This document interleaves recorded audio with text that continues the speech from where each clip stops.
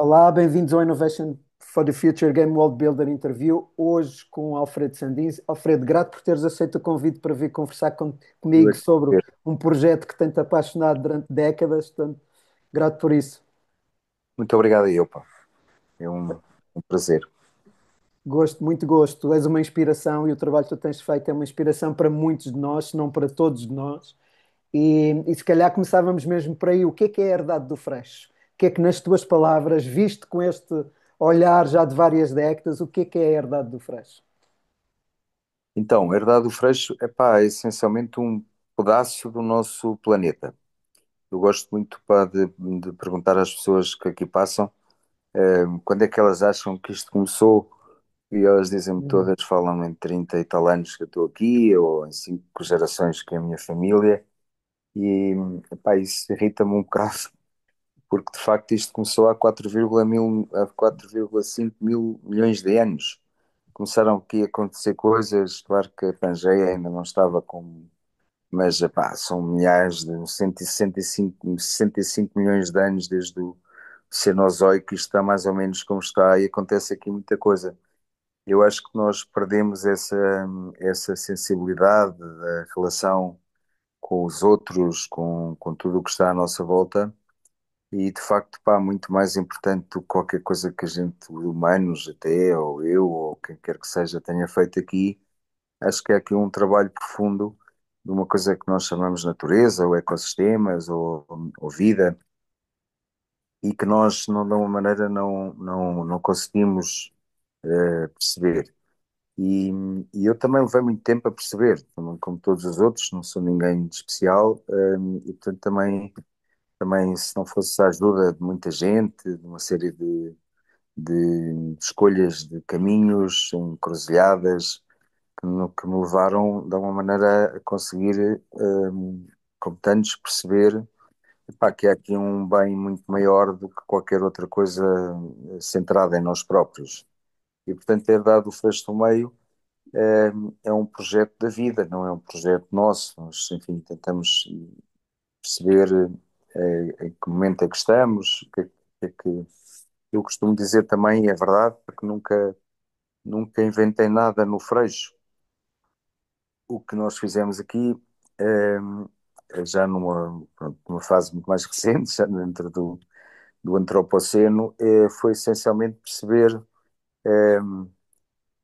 eh, sonhar de alguma maneira e perceber o que é que devíamos mudar e o que é que nos devíamos adaptar. Eu acho que muito mais do que evoluirmos, nós nos adaptamos essencialmente à realidade e perceber quais eram as grandes causas do momento e procurar exemplos de outros para, de alguma maneira, tentarmos construir nesse caminho ou ir nesse caminho. Por isso, essencialmente, se focarmos isto nos últimos anos, há aqui uma tentativa de procura, muito mais do que qualquer outra coisa. Esse, essa perspectiva de perguntar, de procurar, é que de alguma maneira tem sido aqui a grande tónica. Eu não sou dogmático, não tenho certeza nem sequer de estar aqui a conversar contigo, Hum. mas, mas temos, pronto, temos de facto que assentar a nossa vida sobre hipóteses, sem moralismos, também é uma coisa que nunca me gostou muito, pá, esta ideia de saber o que é que os outros têm que fazer e quando a gente nem sequer sabe o que é que a gente tem que fazer. E, portanto, é um processo de procura, processo esse que, eh, que, claro, que foi muito alimentado pelas decisões que vamos tomando e que nos vão abrindo outras portas e que nos vão trazendo outras visões e que nos vão trazendo outros conhecimentos. Eu não tenho dúvida que houve aqui uma série de passos fundamentais. Eu comecei, como todos os outros, uma lógica muito produtivista, caí numa narrativa que era essa, portanto, a primeira opção foi seguir essa narrativa, também não foi contrariá-la. Acho que nós devemos claramente agradecer a narrativa que nos acolhe, porque Hum. no vazio, porventura seria muito pior, mas devemos ativamente criticá-la e construir a nossa própria narrativa. E então a primeira opção, eu vim para aqui, aliás, contrariado quase, dentro de um egocentrismo que também era vigente e que continua a ser, e portanto a minha primeira ideia foi recusar a realidade, era muito mais simples dizer mal apenas do que vestir a pele do lobo, não é? Eu tive a sorte de viver uma revolução e dessa revolução ter mesmo tido um impacto verdadeiro na minha vida. Eu nasci no meio de uma família com muita terra, mas com uma atitude muito crítica já dentro da própria seio dessa família. Portanto, a revolução foi assim um respirar de novo, que me levou também a emigrar, a perceber que tinha que trabalhar, que não podia viver apenas dos rendimentos, e portanto, tudo isso foi um processo muito, muito interessante e muito gratificante, mas que depois trouxe um outro revés, que foi chamarem-nos de novo mais tarde, quando eu já tinha a minha vida praticamente totalmente feita e sem qualquer dependência de qualquer ativo do passado. eh, eh, o Estado português decidiu retornar as terras, e foi a minha mãe, que era filha única e assistente social, portanto tinha muita relação com toda a componente social, mas com a parte produtiva não tinha. E eu, em determinado momento da minha vida, percebi que tinha mesmo que vir ajudar a minha mãe, e daí ter vindo para aqui, depois ter sido um processo de procura, no fundo, de questionar, de perceber que o caminho que seria o mais evidente não era caminho, por uma série de razões. Nós tivemos aqui também uma série de privilégios autênticos, nomeadamente não só a possibilidade de termos material para poder mexer, que é um privilégio, a maior parte das pessoas não tem, sem grandes. Eu costumo dizer, pá, que acho que fui alvo de um rendimento universal incondicional, porque eu, quando já sabia viver e de alguma maneira me despejam uma série de hectares às costas, também percebi que era preciso que era preciso fazer muito disparate para pôr a minha soberania, digamos assim, em causa, e portanto tive a liberdade de poder mexer e poder pensar sem comprometer claramente a minha vida. Isso é uma condição muito especial, não há pessoas e que de alguma maneira eu tenho tentado honrar essa realidade, essa condição, tendo uma atitude consentânea com ela mesma, e portanto verdadeiramente experienciando, indo para a ação.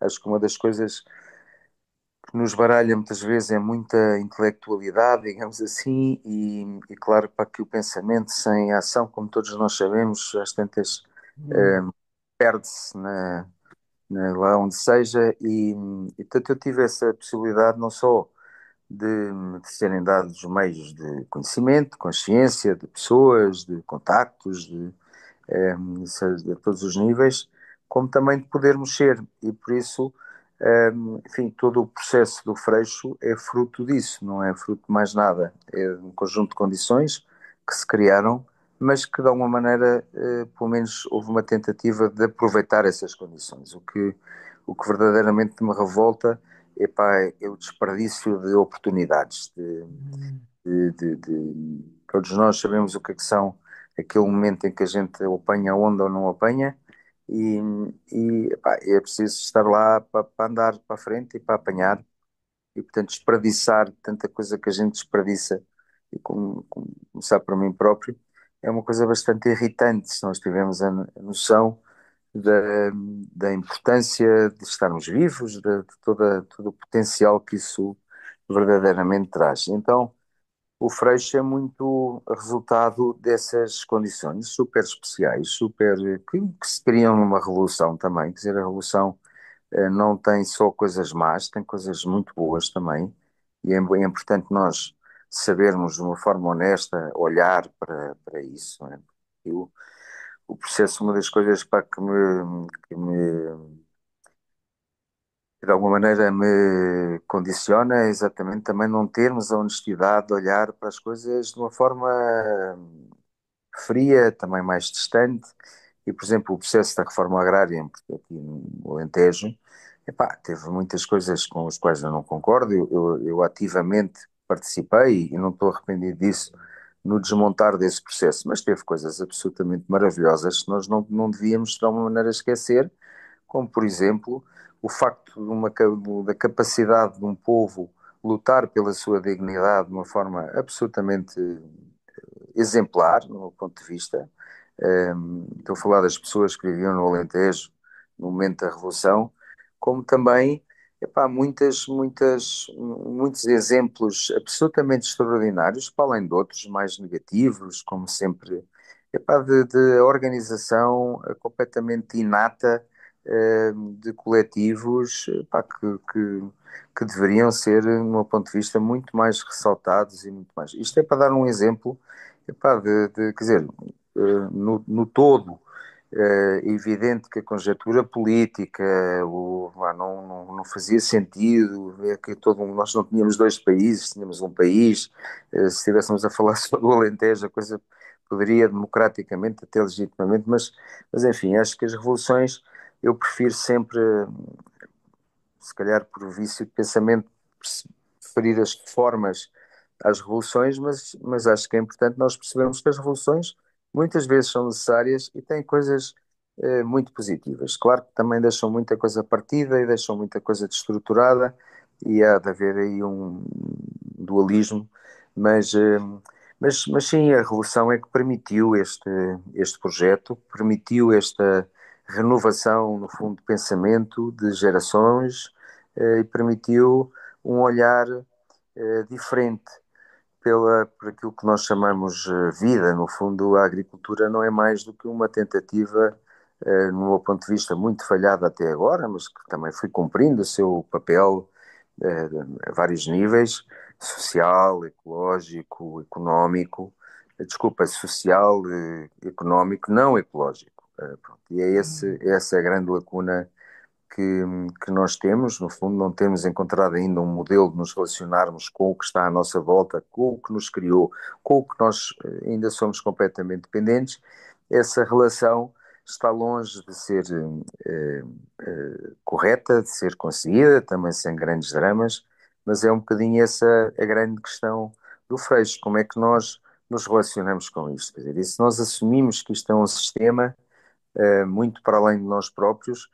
Que história é esta de nós, em vez de usarmos apenas o sistema e do manipularmos e do deteriorarmos também com as nossas ações, que história é esta de fazer parte dele? O que é que isso significa? O que é isso de fazer parte do sistema e não apenas o utilizador, o dominador do sistema?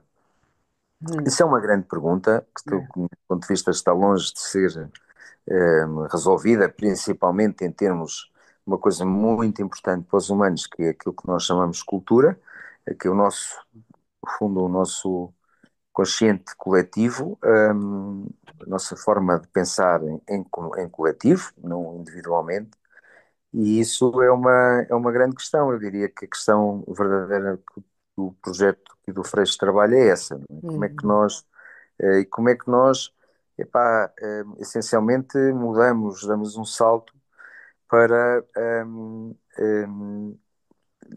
percebermos que epá, esta história de fazermos tudo aquilo que precisamos com uma vítima nos últimos 500 anos direta de todos os nossos sonhos, que é a natureza, não faz sentido. Portanto, nós temos que mudar isso, não é? Temos que conseguir encontrar exemplos de poder viver melhor, de fazer a nossa vida, mas sem destruir aquilo que nos criou e aquilo do qual nós somos completamente dependentes ainda hoje. Podemos não vir a ser, mas neste momento somos pragmaticamente. Portanto, esta, esta mudança de paradigma, não gosto muito, mas é de facto o que estamos a falar, eu acho que é o grande desafio de todos os humanos neste momento, neste planeta. É como é que nós continuamos a sonhar, continuamos a desenvolver as nossas capacidades e tudo aquilo que somos capazes de fazer, que é absolutamente extraordinário. Nós temos todos que ter noção também que essa capacidade absolutamente extra nos fez criar uma bolha na qual nós todos vivemos e de qual somos todos filhos de um sistema humano e não já de um sistema natural. Portanto, este mudar de mundo, este voltar a um mundo original, é verdadeiramente um desafio que, no meu ponto de vista, é o desafio. E é muito interessante de, de experienciar, de viver, como é que, como é que nós conseguimos continuar a desenvolver-nos e a melhorar sem ser com a vítima do costume, de preferência sem vítimas, não é? Uhum. Eh, Porque esse outro salto, como é que nós conseguimos Yeah. partilhar de facto e conseguirmos, eu acho Yeah. também muito daquele autor, daquele jovem filósofo holandês, que é qualquer coisa como. Foi o gajo que escreveu dois livros absolutamente magníficos nos últimos tempos. Um chama-se Dignos de Ser Humanos Uhum. e outro chama-se qualquer coisa como Utopia para Realistas. É um tipo chamado Bergman, Uhum. Ruther Bergman. É um grande comunicador, pelo menos, e um grande investigador. E, e de facto, esta ideia de como é que nós partilhamos o paraíso em que alguns já pisamos, como é que nós não bloqueamos com isso, como é que nós verdadeiramente distribuímos riqueza, como é que nós olhamos para a questão essencial da eficiência neste momento em que não temos recursos já para tanta gente, ou pelo menos para os usarmos da maneira como os temos vindo a usar. Eu acho que claramente a era em que estamos a entrar é uma era de eficiência, não há outra. Quer dizer, há duas formas, ou vamos para a idade dos metais outra vez, e partimos isto tudo e estudamos e reduzimos o número de humanos, ou então vamos ter que trabalhar com eficiência, vamos ter que trabalhar com partilha, vamos ter que voltar à essência do Paleolítico. Eu também acho que nós temos ainda muitas lacunas brutais, também temos de nos pacificar com isso e pacificar-nos com a nossa condição. Eu acho que uma das grandes lacunas é essencialmente nós não percebemos muito pouco do que é que somos como humanos. É interessante perceber que há muito poucos museus, por exemplo, sobre a evolução dos hominíneos. Nós não temos noção que somos uma construção de um período que rejeitamos completamente, que se chama Paleolítico, 1,5 milhão de anos em que nos formamos, sempre como espécie biologicamente social, sempre a puxar pelo coletivo. Não é por acaso que nós somos o único ser que cora. Quando a gente cora, nós estamos a lutar contra o nosso interesse individual e a favor do interesse coletivo. E chamamos a esse período a Idade das Cavernas, como se fosse assim Uhum. uma coisa. Nós nunca vivemos nas cavernas, nós vivíamos, isso foi o período do homem livre, do homem do ar livre, do homem integrado no sistema, com todas as lacunas que possamos, mas com coisas absolutamente magníficas, que nós nem sequer olhamos para elas. E eu gosto muito daquela tese também, de que ao sermos um produto do Paleolítico e estarmos neste momento numa condição absolutamente diferente, que é o Neolítico, então, nós estamos baralhados, perdidos, aborrecidos, mas essa é uma das grandes lacunas, nós não parece que não nos preocupamos, arranjamos aqui uma série de, artilu, enfim, de questões para fugirmos da nossa essência, Uhum. para fugirmos do nosso autoconhecimento e para fugirmos. E hoje em dia, temos uma coisa maravilhosa, não é só uma percepção dos problemas diferente.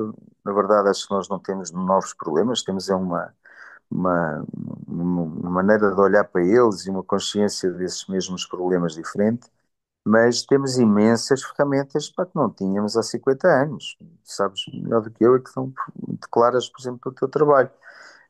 E essas ferramentas devem-nos entusiasmar, devem-nos dar, quer dizer, esta coisa de olhar só para o lado mau e não olhar para o lado bom, também não leva a nada, não é? Nós, por exemplo, em termos de conhecimento, de experiências humanas, de visões de todos os níveis.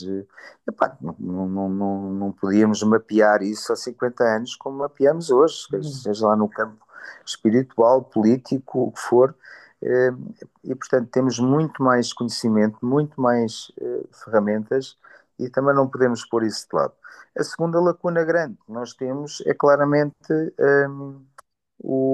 a questão do conhecimento do sistema que nos suporta e que nos criou. Não é? Pá, nós não sabemos nada de ecologia, não temos noção de que temos feito coisas maravilhosas, mas que tem ali uma pedra enorme no sapato, que é a questão ecológica, não é? Seja lá o Douro, seja lá tantos outros exemplos, e essa questão ecológica é fundamental, porque, por exemplo, pá, esta questão agora dos incêndios e da economia, eu não tenho dúvida que nós vivemos numa sociedade pá, que nem sequer é possível falar de não economia, mas acho que, obviamente, é uma questão para que nós temos que revisitar e temos que perceber uma coisa tão simples como pá, há momentos em que a minha mãe me permitiu, com todos os ensinamentos e com a sua atividade, até criar alguma economia à custa dela, mas a senhora velhinha, pá, já depois de todo um ciclo de desgaste, no fim da vida, eu estar a pensar em rentabilizá-la, epá, é uma coisa que não passa na cabeça de nenhum de nós na nossa sociedade, ou na maioria de nós, não é? Porque é que há de passar em relação à mãe natureza? Porque é que nós temos este olhar obcecado para com o território e tudo aquilo que já não dá, nós não percebemos pá, a importância de termos ali um ecossistema a funcionar, de ele estar a dirigir-se para o sítio certo, para o clímax, e não percebemos que há momentos como eu acho que, pá, que tivemos na União Europeia nos últimos anos, apesar de todos os desnortes e mais alguns, pá, tivemos uma coisa absolutamente histórica, que foi a capacidade de, em coletivo, criarmos uma lei do restauro da natureza. Isto é único na história da humanidade, não é? Pá, a ideia de que há momentos em que nós temos que investir da nossa economia nos ecossistemas e não apenas pensar como é que vamos continuar a criar economia a partir dali. Epá, é uma lacuna que só vem do desconhecimento da ecologia, não pode vir de outro lado nenhum e de outras variações, nomeadamente religiosas, enfim, de outro tipo. Mas, enfim, isso deve essencialmente animar-nos, porque há imensa coisa a fazer, não é? Olha, e o projeto Freixo tem sido baseado essencialmente nestas questões Hum. profundas, não é? Como é que nós, em vez de estarmos a projetar nos outros, como é que verdadeiramente nos conhecemos melhor a nós próprios? Por exemplo, temos aqui imensa história por descobrir, por levantar, temos investido nisso, também temos tido, lá está, oportunidades tremendas. A existência, por exemplo, do Manuel Calado a viver aqui há 3 anos, é uma sorte, não é? Se a empatia entre nós todos também, não é? Por exemplo, eu gosto muito de me lembrar que o Manel, ao estar aqui presente, é um tipo com as características tais que qualquer tipo que olhe para ele não consegue estar muito tempo parado para sentirmos os inúteis completos. Não é? O senhor às 3 da manhã está a escrever um artigo científico, às 4 está a fazer uma pintura, às 5 está a fazer uma escavação. Quer dizer, este efeito Hum. empático da humanidade, que lá está, que vem deste também desconhecimento do que é que nós somos, é absolutamente maravilhoso e real. E, portanto, quer a descoberta. A pergunta de há bocado, como é que a gente faz parte do sistema? Mas como é que eu fazer parte de um sistema que eu não conheço? De todo, não é? Eu vivi aqui durante anos, mais de 20 anos, sem conhecer o nome de um pássaro. Epá, eu vivia num ecossistema, no meio dele, há 30 e tal anos que eu vivo aqui no meio do campo, no Freixo do Meio, e portanto, agora, o conhecer é uma tarefa muito grande, não é? Conhecer epá, o que é que são as relações, o que é que são os elementos, como é que se olha para isto de uma maneira diferente. E isso foi sempre fruto também de outras visões. Eu considero-me um inútil completo, mas, por exemplo, estou-me a lembrar de um trabalho que fizemos aqui com a malta do desenho científico, essencialmente, com o Pedro Salgado, com o Grupo do Risco. Às tantas eu tive a sorte de conhecer esse grupo e convidei-os para vir um ano para o Freixo, todos os meses, um fim de semana.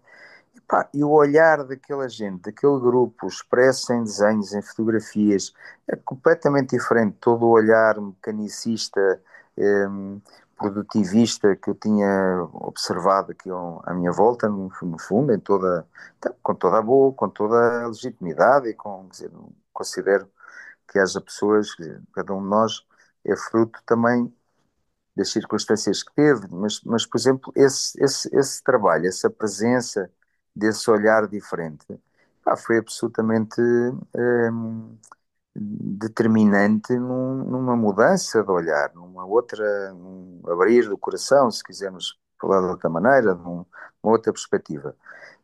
Portanto, eu diria que, epá,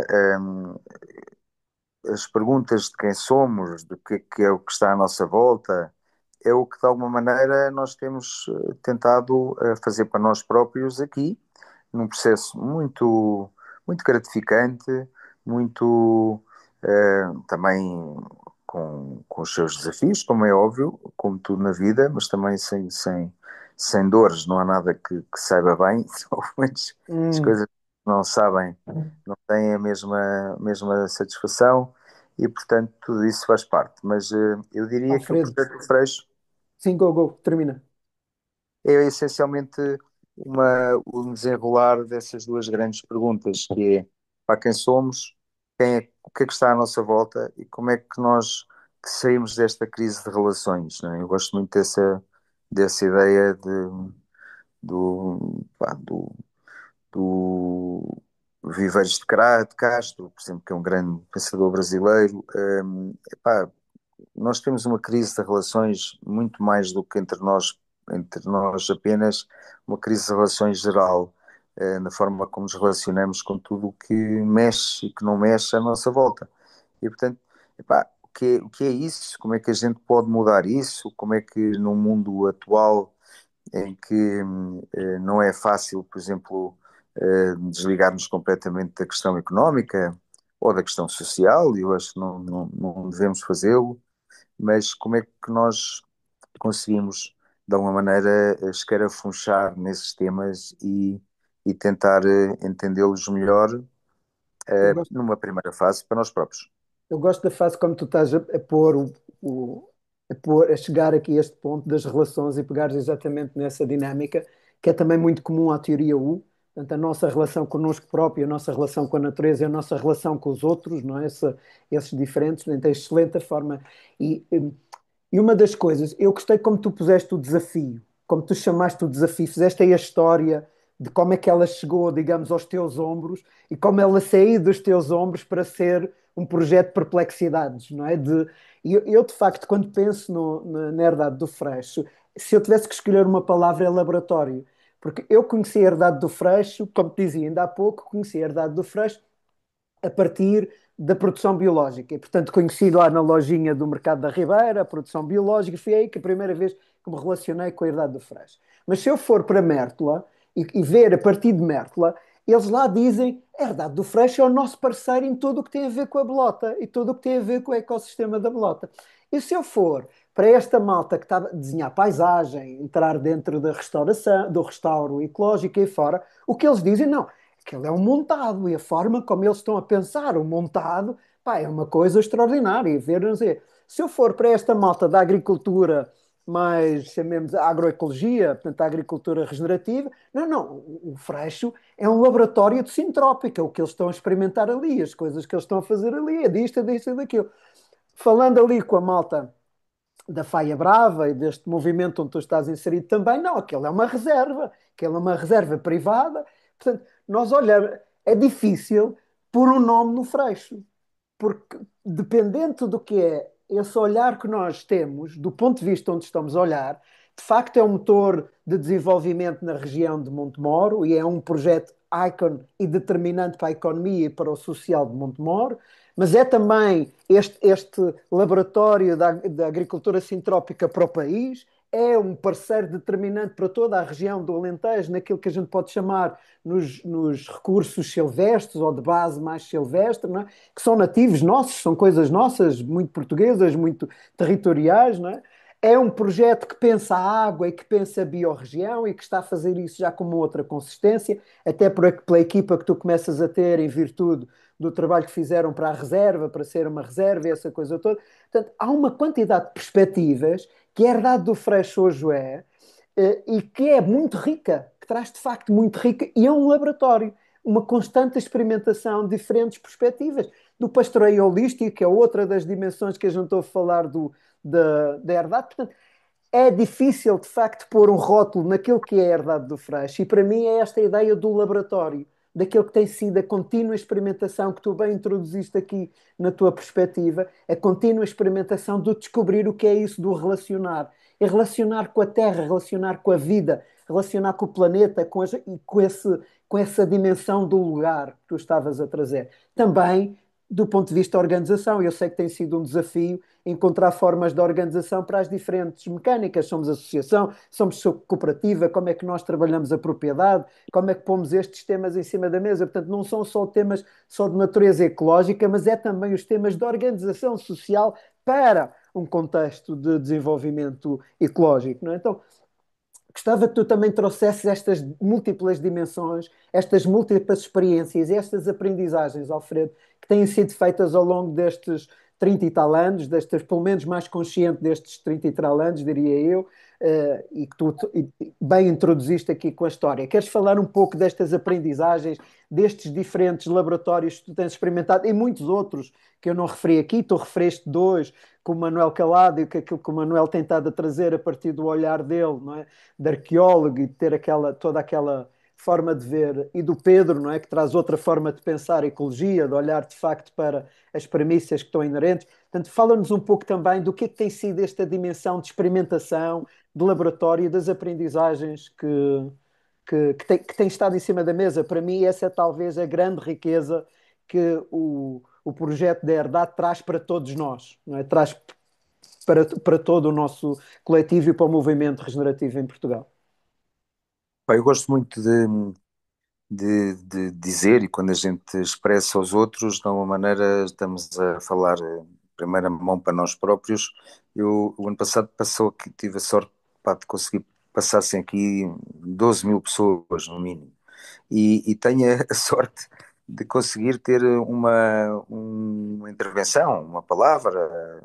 As pessoas mostram alguma curiosidade, como é óbvio, por isso é que vem cá. E a primeira coisa que eu gosto de dizer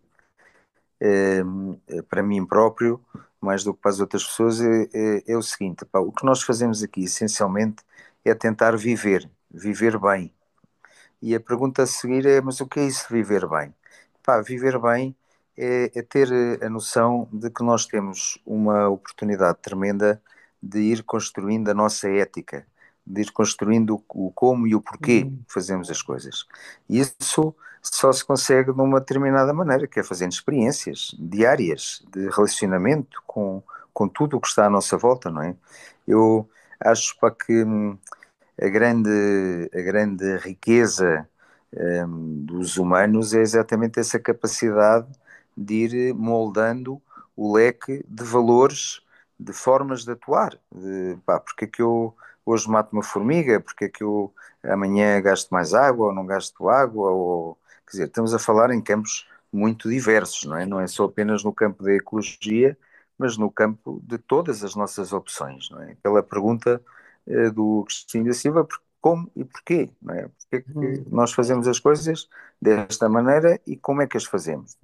Essa, essa construção é absolutamente essencial no meu ponto de vista, pá, porque eu acho que quando tu, sem qualquer arrogância, quando nós conseguimos ter um determinado número de valores construídos por nós e que de alguma maneira nós hoje chamamos de consciência, onde podemos pôr os direitos humanos, onde podemos pôr questões ligadas com a tolerância de não sei quantos aspectos, quando pomos, por exemplo, um lugar verdadeiro na ciência, mas também não tiramos o lugar do mistério e da docta ignorante, portanto, toda aquela parte que nós não conhecemos. Essa construção é tão essencial que quando nós chegamos a um determinado momento, epá, somos, não diria livres, mas não domináveis. E é isso que eu acho que está a ser em grande medida atacado nos dias de hoje, de diferentes formas. Essa construção que já não está também, felizmente, não quero tirar daqui um papel importante que todas as religiões tiveram nesse leque, nesse mosaico de valores éticos, mas que neste momento é uma coisa muito mais solta, muito menos agarrada por todo um conjunto de instituições que de alguma maneira tiveram também a bondade de algumas desses valores os estruturarem, mas que também os condicionaram por todas as razões que nós sabemos.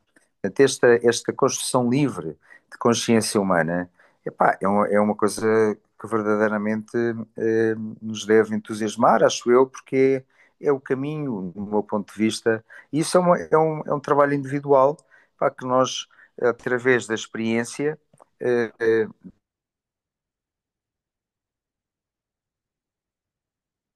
devemos fazer, cada um nas circunstâncias que tem, mas devemos desafios, como é que os expomos, como é que os damos a conhecer a outros, e o projeto do Freixo anda muito por aí, por essa pesquisa, mas também por essa, enfim, sem arrogância e sem moralismos, como é que nós também não temos vergonha de os ir experienciando e testemunhando, digamos assim.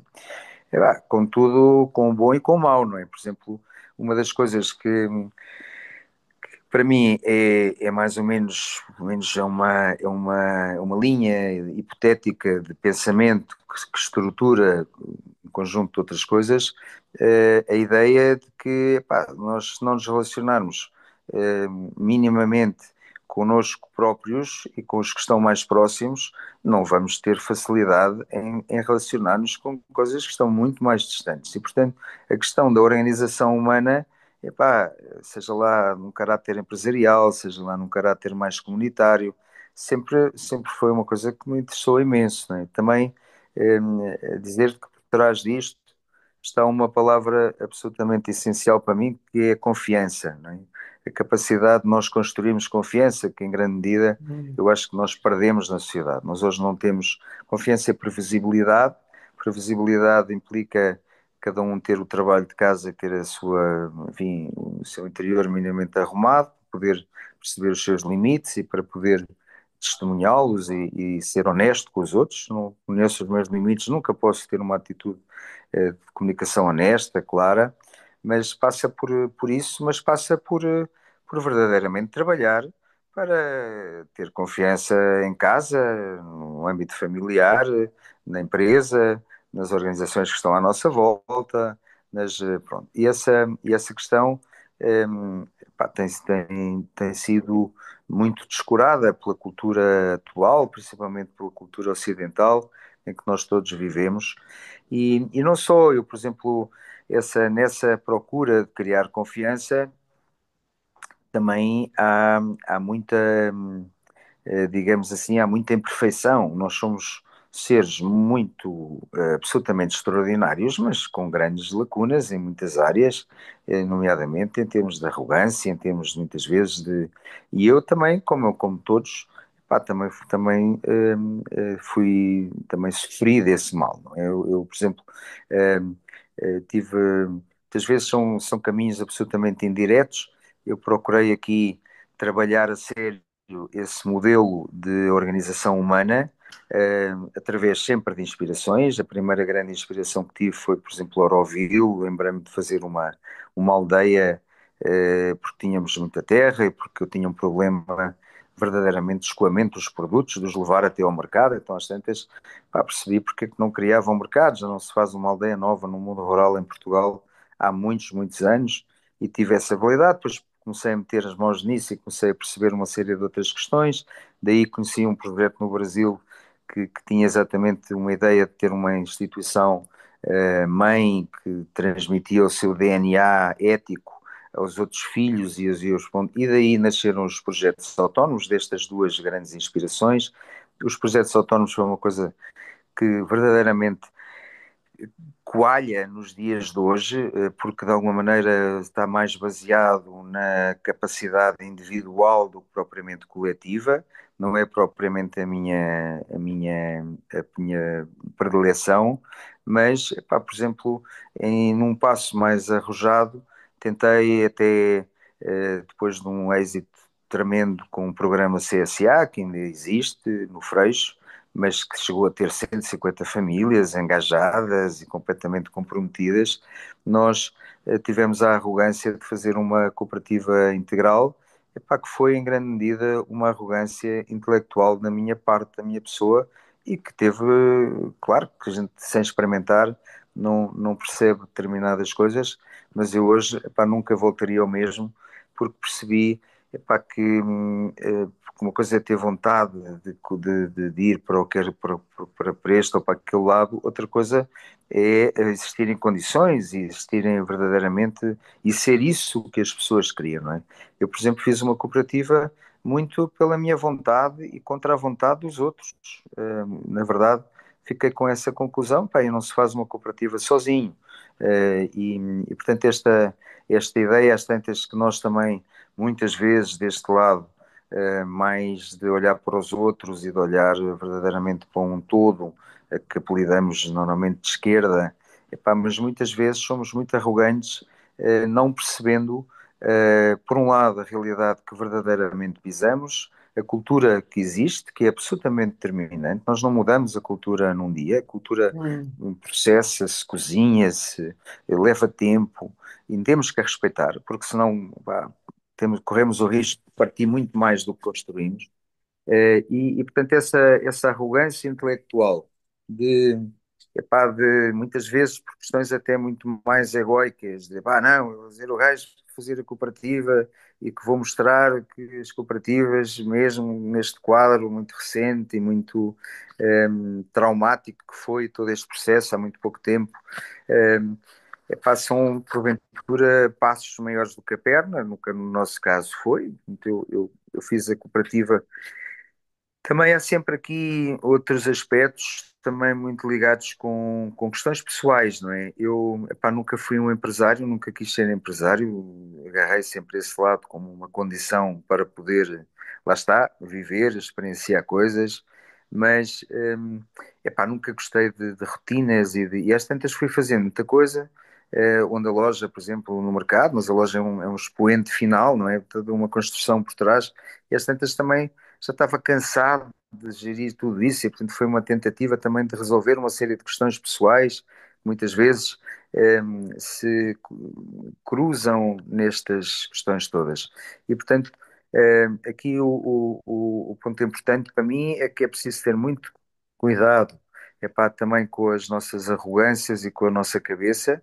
É preciso não nos demitirmos de experienciar, perceber para que é que estamos a experienciar, para que é que, por exemplo, a questão da confiança, foi uma questão que eu percebi a sério depois de ter feito a cooperativa. Hum. Eu, tinha, assim, em duas palavras, tinha demorado muito tempo a conseguir um mínimo de confiança com as pessoas locais. Eu sou o mal da fita, o latifundiário, e portanto, tive que dedicar muito tempo a criar previsibilidade nos outros, nomeadamente a fazer coisas, a viver aqui, a estar aqui, a fazer tudo o que as pessoas daqui faziam, e quando às tantas depois tive a veleidade de fazer a cooperativa, tinha apenas a possibilidade por uma série de questões, não só económica, mas também de visão, trabalhar com gente muito nova, muito fora daqui, e se criou dois mundos completamente opostos, que entraram em colisão imediata a partir do momento em que eu fiz a cooperativa. Vou dar um exemplo, por exemplo, no Covid,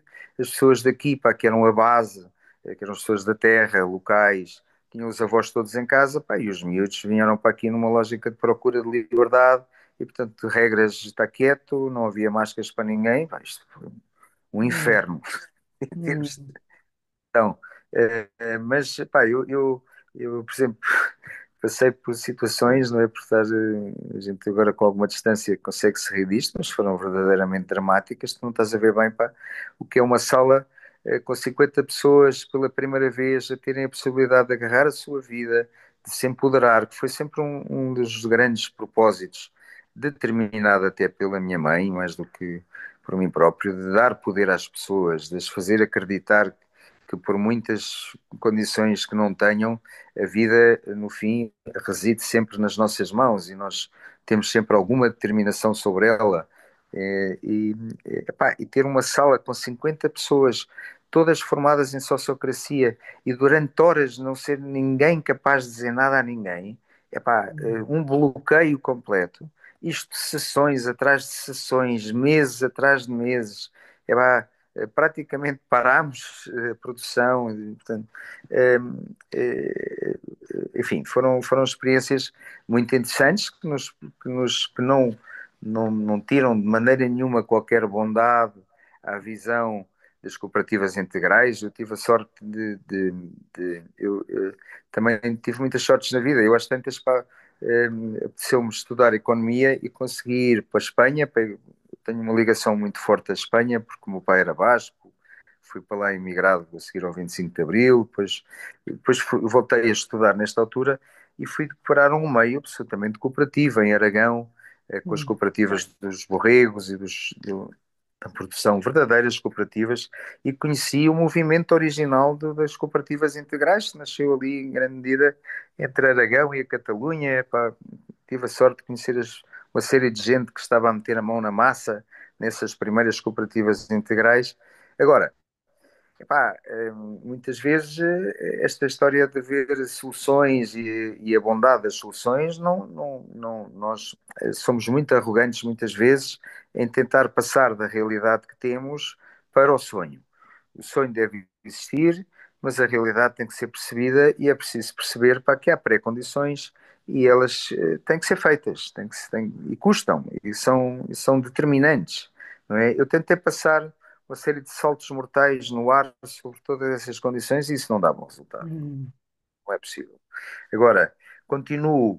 Neste momento, o Freixo há quem chame um riube, eu não gosto de palavra, nem sei bem o que é que quer dizer, mas é um conjunto, é um ninho de empresas muito puxadas pelos, por pessoas individuais ou pequenos grupos, que no fundo vai muito mais ao encontro daquilo que eu acho que é possível fazer na sociedade de hoje, não é? Não é o modelo ideal para mim. O modelo ideal seria uma cooperativa que se responsabilizaria por este espaço, autonomamente até da propriedade. Eu também procurava aqui encontrar soluções para a nossa finitude e para o que é que vai acontecer quando eu morrer. Pá, não quero condicionar os meus filhos, não quero, enfim. E então, também muito inspirado nos modelos mais nórdicos, a maior parte das pessoas não sabe, mas pá, na Dinamarca, na Noruega, na Suécia, a terra não passa de proprietários para proprietários. A terra é essencialmente do Estado, é uma das grandes lacunas em Portugal, que nós não temos consciência. Ainda hoje, pá, andamos com esta história dos fogos, a dizer que o Estado não faz o seu papel. O Estado é dono de 3% do solo hum, português. 97% é privado. uhum, Eu pergunto, por exemplo, mas para que é que a Serra da Estrela é privada? Aquele cabeço completamente erudido, mas para que é que aquilo é privado? Isso é parte do problema, não é? Se nós nacionalizássemos a terra e disséssemos, não, esta terra é de todos, tem que ser trabalhada por todos, no sentido do restauro, não é de extrair lá dinheiro. Em Espanha, 60% do solo espanhol é de todos os espanhóis. Não é privado, só 40% é que é privado. As pessoas não têm noção, pá, do que é a realidade. Tu na Suécia, eu sou dono da terra, mas a terra não passa para os meus filhos assim diretamente. Se os meus filhos não tiverem capacidade, não demonstrarem resultados, o Estado, pá, pega nela, porque nós ainda não percebemos, epá, que esta história da biodiversidade, dos solos, dos ecossistemas a caminharem para o sítio certo, o impacto que tem. Eu gosto muito daquela frase que diz, epá, 8 bilhões de pessoas num planeta em clímax não tem nada a ver com 8 bilhões de pessoas num planeta em deserto. E nós Hum. não temos noção, mas fazemos isto em deserto em 500 anos. E, portanto, não, essa falta de consciência coletiva é absolutamente determinante. E, portanto, eh, agora perdi-me um bocadinho, mas Estás no sítio certo, estás no sítio essa certo, porque tu, arrogância epá, intelectual que nós também, que é natural que a tenhamos, porque todos nós somos humanos, temos o nosso ego, também temos a nossa vontade, de alguma maneira, de não morrer e deixar aqui alguma coisa de útil.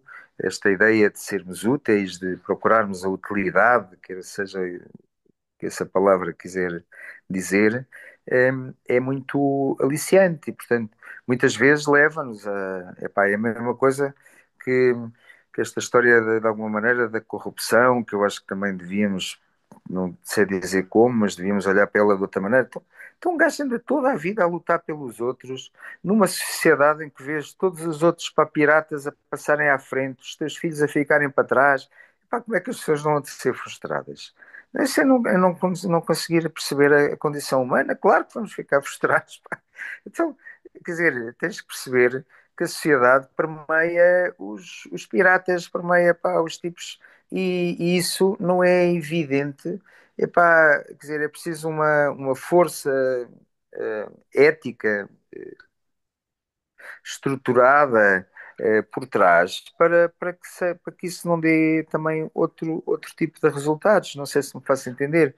E, portanto, acho que nós devíamos verdadeiramente dedicar-nos mais a conhecer-nos e a conhecer o que está à nossa volta, porque isso, em suma, resolveria. Portanto, é o problema da literacia, mas é o problema da educação, é o problema da forma como temos de organizar todas essas coisas, mas essencialmente epá, passa por nós sermos honestos de alguma maneira, sermos verdadeiros.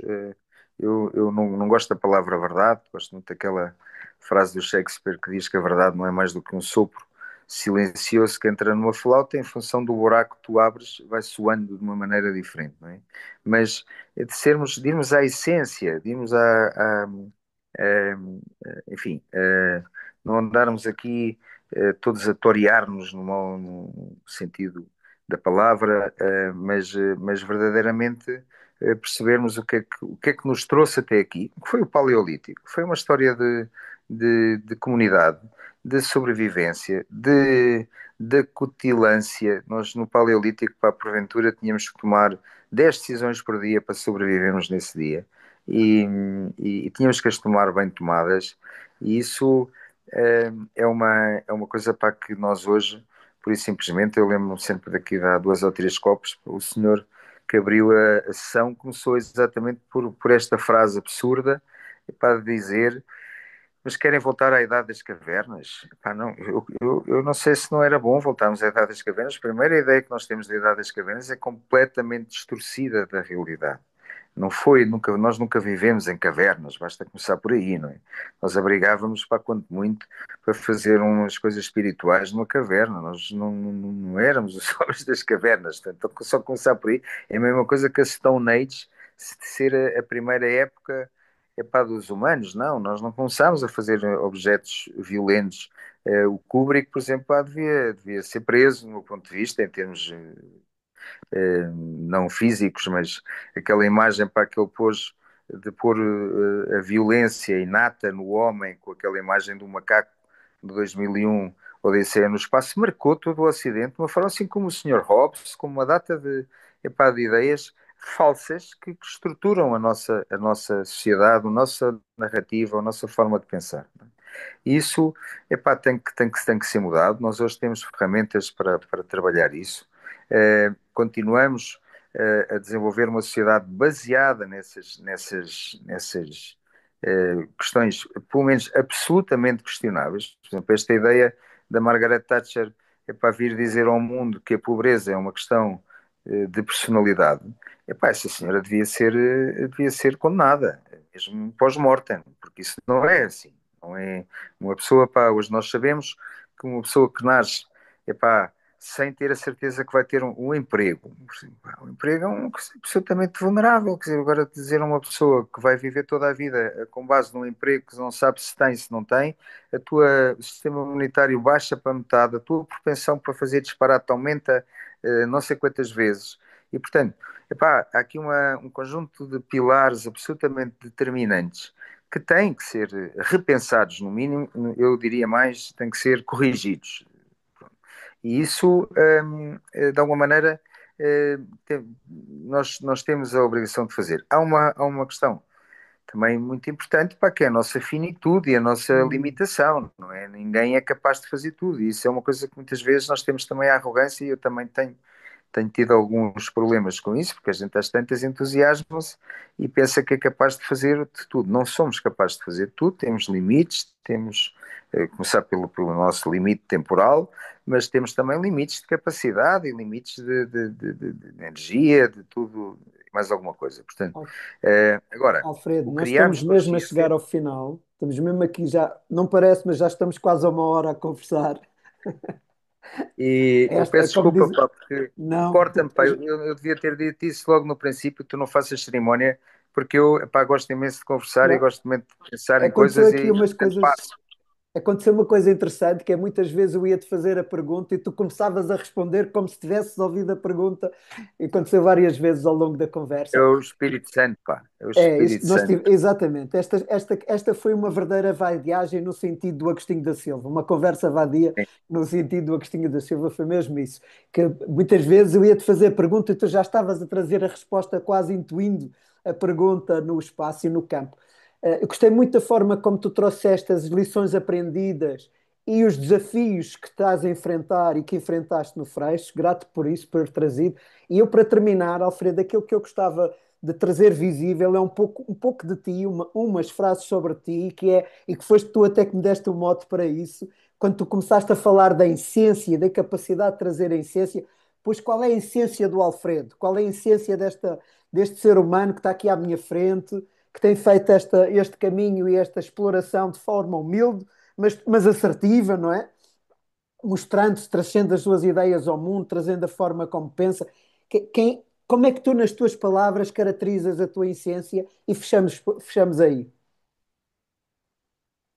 Pá, isso é de facto uma questão muito desafiadora e muito difícil, porque nós todos fugimos de nós próprios e não é uma Hum, questão que possamos trabalhar. Eu acho que a minha essência é essencialmente, como todos os humanos, uma essência de vulnerabilidade, de muita fragilidade, como todos os seres, aliás, do clímax, mas de muita capacidade, principalmente quando nós percebemos o que é que são as relações com os outros e quando nós as potenciamos, não é? Eu essencialmente, pá, assim, de repente, sem pensar no assunto, diria que a minha essência é isso, é uma capacidade, como todos, não considero especial de maneira nenhuma, tive apenas condições talvez diferentes da maioria, mas a minha essência é uma essência de relacionamento a todos os níveis. Gosto imenso daquela ideia de que a conversa, pá, é a grande magia, mas também é uma essência de fragilidade, de absoluta vulnerabilidade, quer no tempo, quer a todos os níveis, não é? Aliás, do pouco que vou percebendo da ecologia, é a essência da complexidade. A hum, complexidade traz isso, traz essa, esse universo absolutamente extraordinário dos humanos, mas também uma noção de fragilidade que nós provavelmente ainda não conseguimos apreender e perceber. Nós somos todos muito mais frágeis do que imaginamos e isso devia nos tirar arrogância, não é? Porque nós somos a tal capacidade extraordinária que temos, mais do que qualquer outra coisa, nas relações e na consciência, no percebermos o que é que estamos aqui a fazer e o que é que está à nossa volta, dá-nos esse recentrar, muitas vezes muito deslocado sobre nós próprios. Portanto, eu diria epá, que que se percebi alguma coisa da minha essência é isso. Eu acho que é um trabalho que deve ser feito essencialmente na inspiração dos outros. Eu tive a sorte de conseguir fazer um trabalho muito individual, muito para mim próprio, mas eu escrevi a minha narrativa, eu escrevi o que é para mim os humanos, o que, é que são para mim o universo, o que é que para mim, e escrevi a sociedade em que eu gostaria de viver. Isto foi um legado do Agostinho da Silva, que pediu para todos nós fazermos isso. Não quero vender a minha narrativa a ninguém, mas quero vender a importância de nós o fazermos de uma forma estruturada. E a única coisa que eu de alguma maneira, apresento com isto, com alguma satisfação, é uma lista enorme de livros, de nomes, de pensamentos, de pensadores, que eu acho pá, que são efetivamente aquilo que eu fui beber para, de alguma maneira, fazer este exercício, que é obviamente um exercício contínuo, permanente, que nós devemos fazer na vida, não é? Portanto, a minha essência passa por essa, também por aí, por essa pesquisa, por essa determinação, por essa procura, por essa não demissão, né? Por exemplo, para teres uma ideia, sou casado pela quarta vez, tenho agora uma filha com 2 anos e meio, portanto, tento ter muito aquela máxima também do mestre Agostinho, que é não fazer planos para a vida, para não estragar os planos que a vida tem para Hum, ti e tentar ser aquela criança que de repente está sempre aberta ao espanto, ao imprevisto, e olhar para isso como uma coisa boa, não é? Muitos atores que falam nisso, e portanto eu gosto de ter uma essência de criança, infantil, pá, despreocupada, mas não desresponsabilizada e não de procura e crítica, né? E portanto eu se tivesse que resumir assim de repente, pá, pegava na palavra fragilidade, pegava na palavra capacidade extraordinária de relacionamentos, mas também pegava na questão do pensamento crítico, também pegava na criança, que todos nós temos que fazer viver dentro de nós, e era essencialmente por aí que eu queria. Epá, é evidente toda uma. Eu gosto imenso de dizer eu não sou crente, mas vejo Deus em toda a parte. hum, E portanto, esse outro lado epá, também é absolutamente essencial em mim, não é? Eu sou um espinosista pá, convicto, portanto, para mim, o meu Deus é o Deus do Spinoza, é um Deus que não se mete na minha vida, que não anda aqui a contar tostões, nem botões, nem cabelos de ninguém, mas é um Deus que está em toda a parte, que é infinito, é uma força motora que está em tudo. E para essa componente epá, também faz parte da minha essência, diria eu. grato, Alfredo. Grato por teres aceito o convite para conversarmos, grato por teres mostrado aquilo que são as essências e as perguntas que estão no Fresh e que deram origem ao Fresh e um pouco da sua história, do chegar lá, teres trazido aquilo que foram as experimentações, as aprendizagens, os desafios que estão em cima da mesa e as perplexidades que foste trazendo e depois finalmente caracterizares a tua essência colando esta narrativa toda e esta experimentação e esta história. Grato por isso, grato por este testemunho. Pá, porque todos nós somos importantíssimos nesta empatia, nós somos seres empáticos e não, e precisamos desse trocar de galhardetes, digamos assim, é uma coisa muito antiga, mas também precisamos muito de estruturar. E o teu trabalho pá, tem sido nisso, eu também te queria profundamente agradecer nessa procura de estruturação. Acho pá, absolutamente essencial que nós sejamos capazes de ir deixando escrito, estruturado, epá, um conjunto de coisas que muito facilmente ficam no ar, que voam, que ficam dispersas e que nos ajudarão, mas nos ajudarão menos se estiverem bem arrumadas e bem organizadas, mapeadas, como tu tens feito, de maneira que é, é uma grande honra para mim poder estar aqui a conversar contigo e, e poder, enfim, contribuir para todo este trabalho. Grato, Alfredo, grato por isso também. Nós estamos também em conjunto na Fundação Terra Agora, onde tu também estás a ajudar, tens ajudado ao longo deste tempo. E um outro dos tópicos que tu puseste aqui que eu gostava também de trazer é esta necessidade de escrevermos, esta necessidade de celebrar a obra feita. E fica aqui feito o desafio para ti para escrever a história do projeto da Herdade do Freixo e trazer esse testemunho, o caso para cima da mesa. Eu penso que é muito importante, Alfredo, fazer isso. E são muitos anos. É que há a ideia no mundo do presente, há a ideia de que não, isto está tudo a começar agora. Não, nós estamos a começar, estas coisas. Não é nada disso. Nós estamos aos ombros de gente, já tu já estavas aos ombros de muitas pessoas que estavam a fazer, e estes que estão a começar agora estão aos teus ombros. Estão na esteira do trabalho que vocês têm estado a fazer, os pioneiros estiveram a fazer nos últimos 30 e 40 anos em Portugal, e é preciso pôr essas histórias em cima da mesa. Essas histórias têm que vir e têm que servir, têm que nos servir uns aos outros, não é? Porque não, isto não Não há começou dúvida, pá, agora. estou completamente de acordo com isso. Deixa-me só dizer que outro dia fizemos o António Mantas, pá, fez um trabalho extraordinário sobre os primórdios da agricultura biológica em Portugal, e denota muito bem isso. Quer dizer, há 150 anos nós já tínhamos, epá, uma data de pensadores, de fundamentos que depois criaram condições para outras coisas. Essas pré-condições, epá, estou-me ali num a agricultura biológica nasceu em grande medida de todo um pensamento também relacionado com o Agostinho da Silva, mas pá, depois feito de personagens que ficaram completamente eh, não ficaram na história, mas que foram absolutamente determinantes para que depois outros pudessem dar outros passos e outros pudessem dar outros passos. Eu sinto-me completamente um resultado dessa cadeia, muito mais do que qualquer outra coisa, e estou totalmente de acordo contigo. E essa é uma das razões para nós estruturarmos e não nos demitirmos também de vender esperança de alguma maneira, que é uma coisa importante, principalmente nos Hum, momentos em que estamos mais cabisbaixos e mais deprimidos. Temos que vender esperança uns aos outros, isso é uma capacidade para que nós temos como seres empáticos e não nos podemos demitir dela, de maneira que, olha, muito obrigada. Grato. Estás a falar do livro do Raízes da Agricultura Biológica, não é? Sim, sim, Do sim, António Matos. sim, Ok, sim. sim, Para sim, ficar sim. claro aqui para quem te está a ouvir.